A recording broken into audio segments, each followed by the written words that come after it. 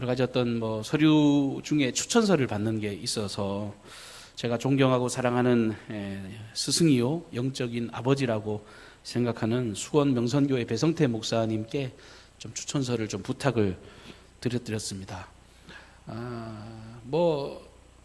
여러 가지 이야기를 제가 여기 제 입으로 읽기가 좀 민망해서 다 읽어드릴 수는 없지만, 이 목회적 측면에서 제가 어떤 성품을 가졌는지, 우리 가정은 어떻게 살아가고 있는지, 심지어 제 아내와 우리 아이들에 대한 내용까지도 꼼꼼하게 다 상세하게 기록해 주셨습니다. 추천서를 받아 들고 궁금해가지고 제가 운전하고 있었는데 우리 아내한테 여보 한번 읽어봐라 그러고 이제 시켰는데요. 그 글을 읽고 난 뒤에 청빙 여부와 상관이 없이 굉장히 밀려오는 감격을 우리가 지울 수가 없었습니다. 차 안에서 둘이서 함께 펑펑펑 울었던 것 같습니다. 여러분 생각해 보십시오. 입장 바꿔서 그 교회를 사임한 지가 10년이 넘었는데 10년이 지난 사람을 이토록 세심하게 기억해 주시는 그 따뜻한 마음이 너무 감사했고, 더욱이 제가 진짜 존경하는 목사님으로부터, 진짜 영적 아버지라고 생각하는 그분으로부터 우리 부부가 이렇게 귀하게 기억이 된다는 거 하는 사실이 무엇으로도 설명할 수 없을 만큼 크나큰 행복이 밀려왔었습니다. 사실 여러분 추천서를 쓰는 경우에요, 그 사람은 자기의 명예를 걸고 추천서를 쓰는 겁니다. 그래서 거기에 어떤 요즘 젊은이들이 하는 말로 MSG라 그러잖아요. 그런 어떤 가미된 이야기들, 미화해서 그런 이야기를 쓰지 않습니다. 그 정확하게 자기가 경험해보고 느낀 이야기들 그대로를 쓰게 되어 있습니다. 만약에 그 추천한 사람이 그렇게 살지 못하면 되려 이 사람을 추천한 그 사람에게 화가 돌아올 수 있기 때문에, 자신의 이미지까지도 추락할 수 있기 때문에 되게 신중하게 쓰는 것, 그것이 추천서의 내용입니다. 너무 감사했죠. 근데 여러분, 제가 여기서 질문 하나 드리고 싶은 건요, 하나님께서 만약에 저와 여러분들을 위해서 추천서를 써주신다면 여러분 어떻게 쓰실 것 같습니까? 하나님께서 우리의 모든 삶을 다 돌아보시고 우리의 모든 걸음걸음을 다 지켜보시고 우리를 위해서 추천서를 써주신다면 여러분 어떻게 쓰실 것 같으세요? 다른 내용은 잘 몰라도요, 정확한 것 하나는 있습니다. 하나님이시니까요, 거짓말하지 않고 있는 그대로 아주 명확하게 쓰시는 것은 확실할 겁니다. 그래서 말인데, 하나님께서 쓰신 추천서를 사실은요, 우리가 읽게 된다면 저는 확신하건대 처음에 굉장히 당황하시거나 아니면 틀림없이 언짢아 하시는 분도 생길 수 있다라는 말씀을 드릴 수 있습니다. 왜냐하면 하나님께서 우리를 향해서 쓰실 때 우리에 대해서 틀림없이 우리를 죄인이라고 쓰실 것이기 때문에 그렇습니다. 하나님이 우리의 추천서를 쓸 때요, 우리에 대해서 쓰실 때 우리를 죄인이라고 쓰신단 말이에요. 인간은 스스로를 구원할 수 있는 존재가 아닙니다. 겉으로 의로워 보여도 하나님 앞에 서면 모두 다 죄인입니다. 영원한 아주 영락없는 죄인입니다. 오늘 말씀에 보시면 예수님의 비유의 말씀에는 두 사람이 등장하는데, 더 정확하게 말씀을 드리면 두 사람이 아니라 두 사람의 죄인이 등장하고 있는 겁니다. 첫 번째 죄인은 누구냐면 바리새인이죠. 복음을 이해하지 못하고 복음을 잘 모르는 사람들은요, 두 부류로 나눠볼 수가 있습니다. 첫째는 이 세상이 잠깐 살다가 죽지, 딱 한시적인 세상이지, 숨 떨어지면 끝나는 거야, 세상이 그냥 있다가 다 사라지는 거다, 이렇게 생각하는 사람들, 천국과 지옥을 믿지 않습니다. 죄 지었다고 죄에 대한 벌 받는다고 웃기지 마라 그러죠. 열심히 살아봐야 어떤 보상에 대한 기대감도 없이 그저 자기 중심, 자기 만족, 자기 배부름을 위해서 살아가는 사람들이 이 복음을 모르는 사람들의 한 특징입니다. 또 한 가지 부류는 뭐냐면 죄에 대한 어떤 보응, 그것을 생각합니다. 죄에 대한 심판도 인정을 하고, 그리고 열심히 잘 살면 복도 받고 어떤 보상을 받는다라고 하는 그런 생각을 가지고 나름대로 열심히 최선을 다해서 살아가는 사람들이 있습니다. 그러면서 자기만의 어떤 기준을 만들고 스스로 생각해요. 내가 이 정도 살았으면 내가 잘 살았고 하늘나라 가가지고 내가 엄청난 보상을 받을 수 있을 것이다. 천국에 들어갈 수 있고 거기서 엄청난 거 내가 누릴 수 있지라고 생각하는 사람들이에요. 오늘 성경에 나오는 이 첫 번째 죄인, 이 바리새인들이 바로 이런 부류의 사람들이었습니다. 오늘 11절 말씀해 보시면 바리새인은 서서 따로 기도하여 이르되 나는 다른 사람들 곧 토색, 불이, 가늠하는 자들과 같지 아니하고 이 세리와도 같지 아니함을 감사하나이다. 나는 일회에 2번씩 금식하고 또 소득의 11조를 드리나이다. 이 사람 말 그대로를 들으면요, 진짜 대단한 사람이 맞습니다. 완벽하게 살았습니다. 칭찬받을 만합니다. 그런데 성경은 이 사람에 대해서 크게 관심 두지 않습니다. 예수님도 마찬가지고요. 하나님은 이 사람의 선에 대해서 크게 관심을 두지 않으십니다.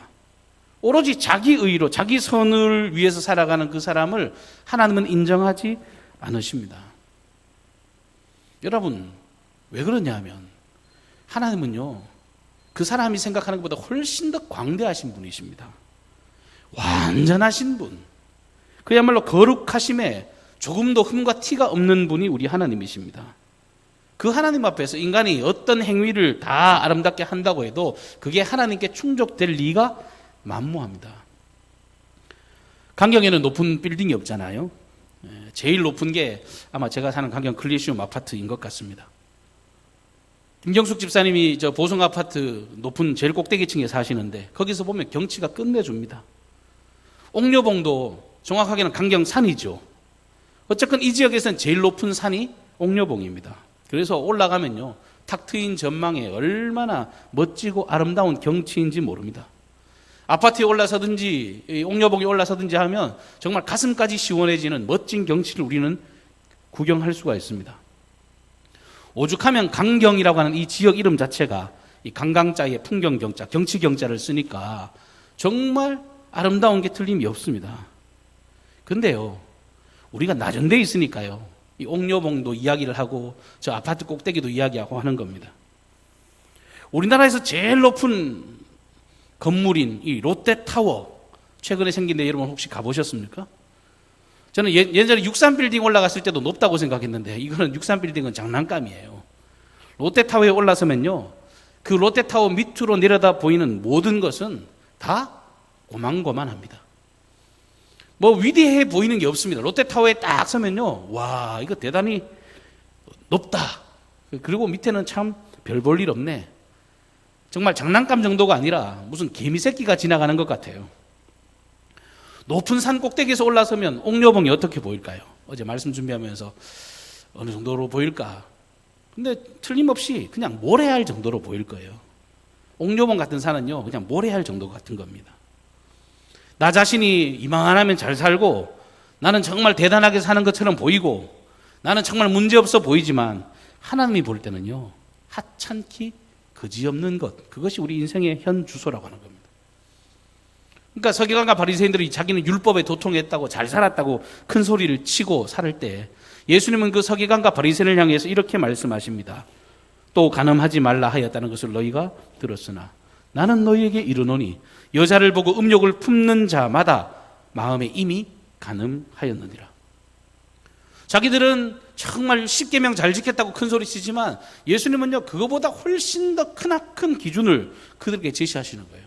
너희들 죄 안 지은 게 아니야. 너희들 죄인이야. 그렇게 말씀하시는 겁니다.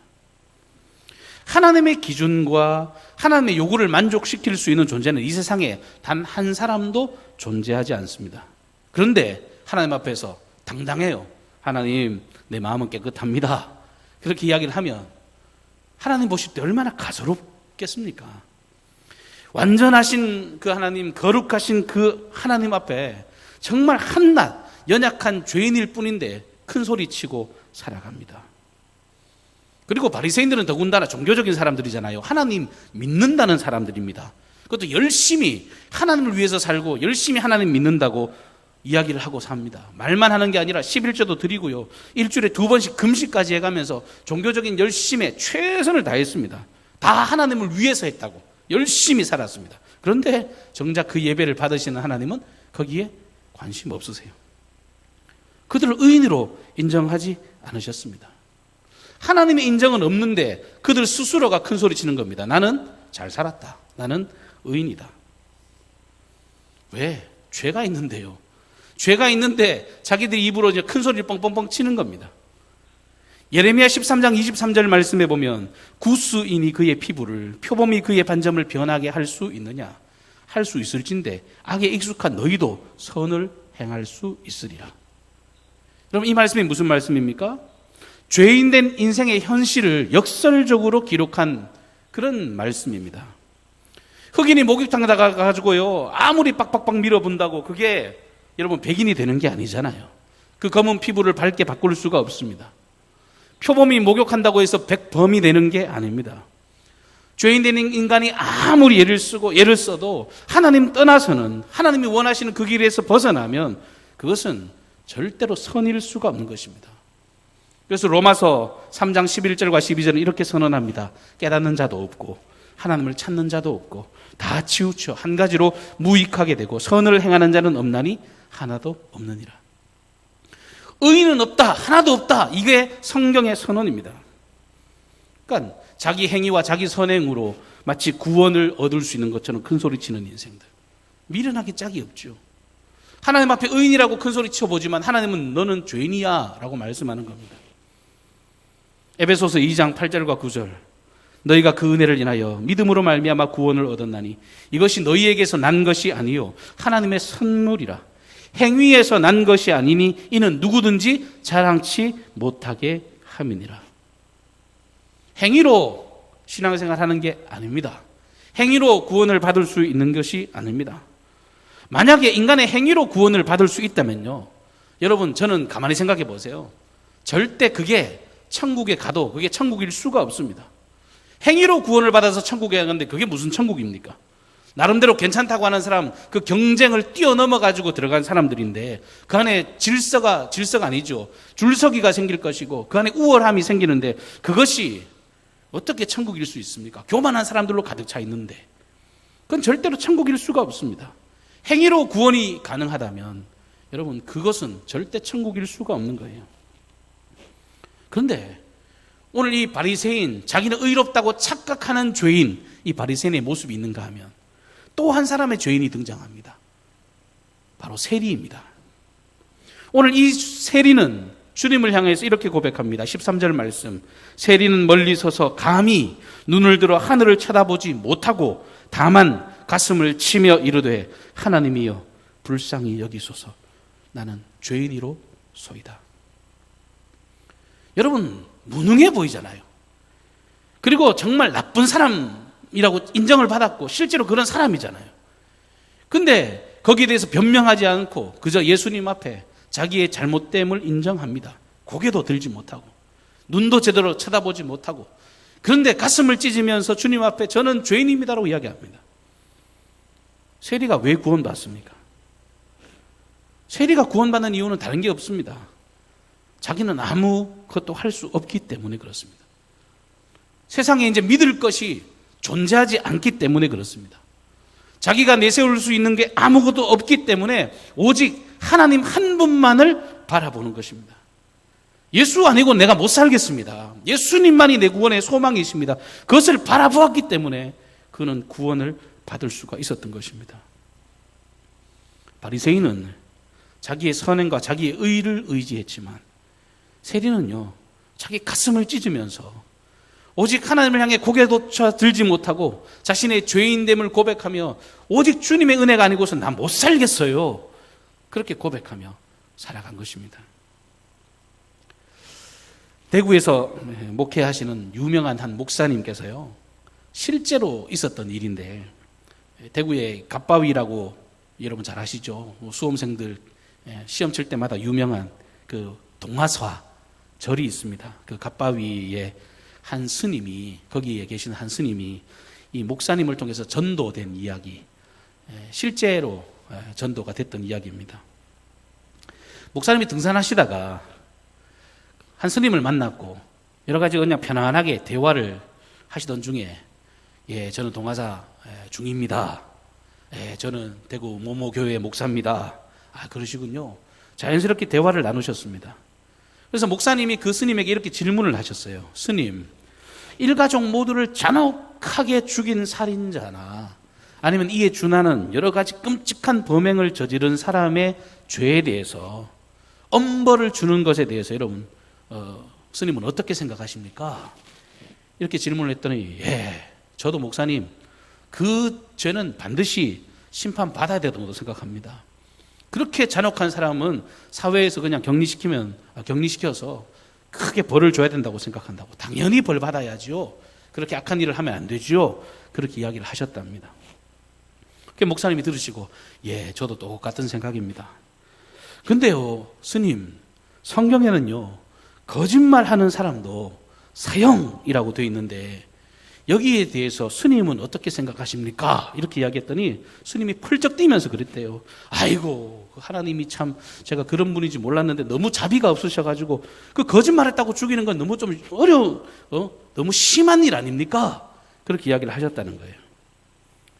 그리고 난 뒤에 목사님께서 이렇게 말씀을 하셨답니다. 맑고 아주 순수한 청정수가 있는데 그 맑은 물에 이 맹독성 독약을 한 바가지를 다 부어 넣으면 그 순수성이 잃는 게 당연하죠. 오염이 됩니다. 그런데요, 그 맑고 깨끗한 물에 한 방울만 떨어뜨려도 그 순수함은 똑같이 잃게 되는 겁니다. 그러면서 하나님의 거룩하심을 이야기한 거예요. 하나님은 거룩한 분이십니다. 하나님은 완전하신 분이십니다. 그 자체로 그 자체이십니다. 어떠한 것도 죄를 용납하지 않는 그분 앞에 큰 죄나 작은 죄나 마찬가지로 그분 앞에는 어떠한 것도 다 죄가 되는 겁니다. 그래서 성경은 의인은 없나니 하나도 없다고 선언하고 그 죄에 대한 삭슨, 죽음이라고 사망이라고 동등하게 선언하고 있습니다. 스님, 저도 스님도 모두 다 하나님 앞에서는 죄인입니다. 그래서 그 스님이요, 그 말 앞에 거꾸로 져버린 거예요. 도를 닦겠다고, 좀 의롭게 살아보겠다고, 열심히 살아보겠다고. 근데 자기의 그 죄인됨을 발견하고 그분 지금 신앙생활 열심히 하신대요. 여러분, 소망 없는 인생들에게 유일한 길, 그것은요 한 가지밖에 없다고 성경은 제시합니다. 그건 죄가 없는 존재, 신적인 권능, 하나님이시죠. 하나님께서 죄 없는 그 존재가 그 죄인들을 향해 가가지고 그냥 그 죄를 면제해 주는 거예요. 탕감해 주는 거예요. 너 죄 없다고 인정해 줄 때, 그때만 그 사람이 구원받을 수 있는 유일한 길이 열리는 겁니다. 대통령 특별 사면 이야기하지만요, 여러분 그 사면권이 대통령이 실시하면요 천하 없는 죄를 지어도 사면되잖아요. 우리 모든 죄인된 인생이요 사면받는 길은요 그 죄 없는 존재이신 그 하나님이 사면해줘야 우리 모두가 다 의롭다고 인정받을 수 있는 겁니다. 완전한 존재의 인정. 그래서 신학적으로 칭의라 그러지 않습니까? 하나님이 우리를 의롭다고 인쳐주시는 겁니다. 그 보증으로 아들 예수 그리스도를 이 땅에 보내셨고요, 요한복음 3장 16절에 하나님이 세상을 이처럼 사랑하사 독생자를 주셨으니 이는 그를 믿는 자마다 멸망치 않고 영생을 얻게 하려 하심이니라. 죄값을 지고 대신 죽으신 그 위대한 십자가의 사랑, 하나님의 그 죽으신 그 십자가의 위대한 은총, 친히 나를 찾아오신, 죄인된 우리를 찾아오신, 그리고 우리를 의롭다고 그냥 불러주신 그 사랑, 그 사랑을 받아들이기만 하면 하나님의 자녀가 되는 길을 열어주시겠노라고 성경은 우리에게 구원의 자리로 초대하시는 겁니다. 이 세리는 그 사실을 명확히 알고 있는 겁니다. 아, 내 행위로는 아무것도 할 수 없구나. 나 같은 인생은 이제는 영원한 멸망에 치닫을 수밖에 없으니 주님의 은혜가 필요하다고 자기의 죄인됨을 고백하는 겁니다. 여러분, 세리가 왜 감격하는 것 같습니까? 자기 같은 사람을 구원하셨으니까. 솔직히요, 목사인 저도 마찬가지입니다. 여러분, 저도 솔직히 세리와 같은 심정입니다.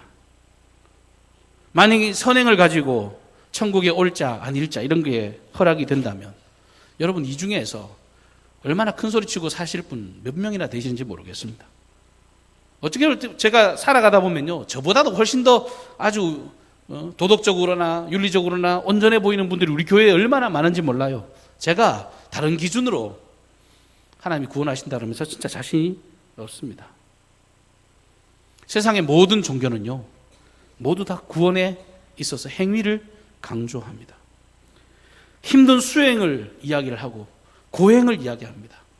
다 자기의 희생을 이야기합니다. 공든 탑이 무너지라 그러잖아요. 자기가 공든 탑을 쌓아야 돼요. 허벅지가 끊어지도록 108배를 하고 정말 물질적으로 드리고, 정말 고대 사회 같은 경우는 자식까지도 이렇게 번제로 드려가지고 그런 고행과 노력을 해서 구원을 받잖아요. 그런데 주님은 그럴 필요 없다는 거예요. 그냥 나만 믿으래요. 그 주님을 믿으래요. 사람들은 이런 이야기 하면, 아이고, 구원받는 게 그렇게 쉬우면 뭐가 그렇게 쉽냐고 사람들이 비아냥거립니다. 네, 쉽습니다. 쉬운데 안 믿어요. 그 놀라운 선물을 우리에게 주셨는데 그 선물을 받아들이지 않습니다.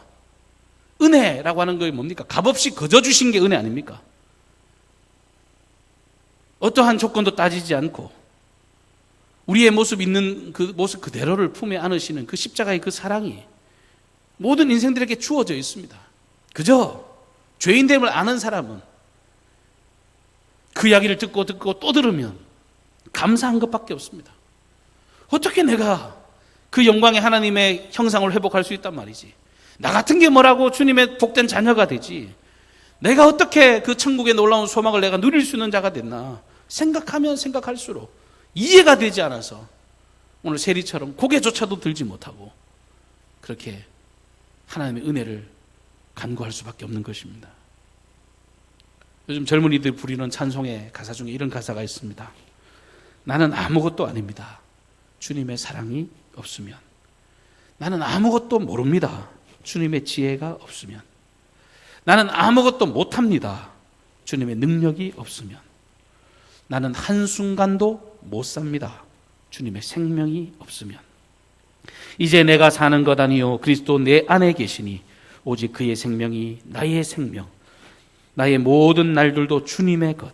나는 오직 한 분 바라봅니다. 나의 아버지, 나의 구원, 나의 주님. 여러분, 사순절 기간을 보내고 있습니다. 오랜 신앙생활을 하다 보면요, 이 서기관과 바리새인들처럼 될 가능성, 그런 위험성이 우리에게 늘 도사리고 있습니다. 여러분, 종교는요, 자기의 어떤 권위를 드러내기 딱 좋은 그런 유혹이 있습니다. 신앙의 연조를 자랑하고 열심을 자랑하고 헌신을 자랑하고 정말 자기의 어떤 의로움을 드러낼 수 있는 그런 위험 요소가 있습니다. 근데 하나님은요, 거기에 관심이 없으십니다. 네가 진짜 천국을 누리고 싶다면, 네가 진정으로 내게 의인이라고 인정받고 싶다면, 자녀인 것을 확신하고 싶다면 너의 죄인됨을 고백하라 말씀하십니다. 죄가 고백되어야 주님의 은혜가 진짜 은혜가 되는 것입니다. 예수 이름 아니고서는 나는 영원한 멸망에 치닫을 수밖에 없는 그런 죄인 중에 괴수라고 하는 사실을 고백하며 주어진 삶을 살아갈 때, 그때 정말 모든 세상을 다 가지고도 어떠한 것도 비교하지 아니하는 그런 당당한 사람으로 살아갈 수가 있는 것입니다. 그래서 이 예수 그리스도의 십자가의 위대한 사랑을 복음이라 그러는 겁니다. 아무 대책 없는 인생들, 소망 없는 인생들. 저는 주일에 예배하면서 여러분들이 기도하시거나 어떤 순서를 맡으실 때 예수님의 십자가 앞에서 멈칫하시고 울컥하실 때 정말 너무 감격스럽습니다. 신앙생활은 그렇게 하는 겁니다. 주님, 저 이렇게 열심히 살아서가 아니라 주님, 저 아무것도 못하겠는데요. 주님의 은혜가 아니고서 난 단 한순간도 못 살겠는데요. 내 생각을 앞세우고 내 능력을 앞세웠던 어리석은 것들을 용서해 달라고 전적으로 주님의 능력을 의지하는 삶, 그것이 진짜 복음에 합당한 삶인 줄로 믿습니다. 우리 강경중앙교회가 좋은 교회를 넘어 위대한 교회를 꿈꾼다고 합니다. 프로그램이 우리 교회의 앞날을 보장하지 못합니다. 우리가 진짜 위대한 교회가 되려면 예수 그리스도 나의 구원, 나의 주님을 우리의 왕으로 모셔야 될 줄로 믿습니다. 주님 앞에 인간의 의의를 자랑하는 것이 아니라 정말 나는 은혜를 입은 죄인입니다. 용서받은 죄인입니다. 나 같은 이 벌레만도 못한 인생이 주님으로 인해서 새로운 소망을 꿈꾸고 주의 복된 자녀가 되었다라고 하는 그 희열로 남은 모든 인생을 승리하는 저와 여러분의 아름다운 걸음이 되시기를 주님 이름으로 축복합니다. 기도하십시다. 고마우신 주님, 예배합니다. 바리새인들처럼 큰 소리치는 인생 살지 않게 하여 주시옵소서. 교만하기 짝이 없어서 하나님 앞에서 마치 뭔가 된 것처럼 자신의 의로움을 자랑하는 그런 어리석은 인생이 아니라 오늘 세리와 같이 자기의 가슴을 찢으며 고개조차 들지 못하면서 주님, 나는 주님의 은혜가 아니고서는 살아갈 수 없노라고, 주여 긍휼히 여겨달라고, 불쌍히 여겨달라고 그렇게 간구하는 심령이 우리들의 심령이 되게 하여 주시옵소서. 이 코로나 세대를 살아가면서 수없이 많은 사람들은 이런 방법 저런 방법, 이런 소망 저런 소망을 이야기합니다만 하나님 아버지, 이 코로나 시대를 통해 분명히 우리에게 가르쳐 주셨습니다. 너희는 아무것도 할 수 없는 존재다. 하나님께 교훈하신 이 교훈 앞에 우리가 순복하게 도와주시고 하나님의 역사하심과 하나님 열어가실 새로운 미래에 우리가 지금 꿈을 꾸고 기대하게 도와주시고 하나님의 역사하심을 똑똑히 바라보며 의연하게 안전히 거할 수 있도록 인도하여 주옵소서. 우리의 모든 삶 속에 주님의 통치와 다스리심이 넘치게 하시고 특별히 이 사순절 기간 동안 그 십자가의 아름다운 사랑과 은총이 우리를 살려낼 수 있도록 축복하여 주옵소서. 늘 동행하시고 생명으로 채워가실 주님을 기대하옵고 예수님의 존귀하신 이름으로 기도하옵나이다. 아멘.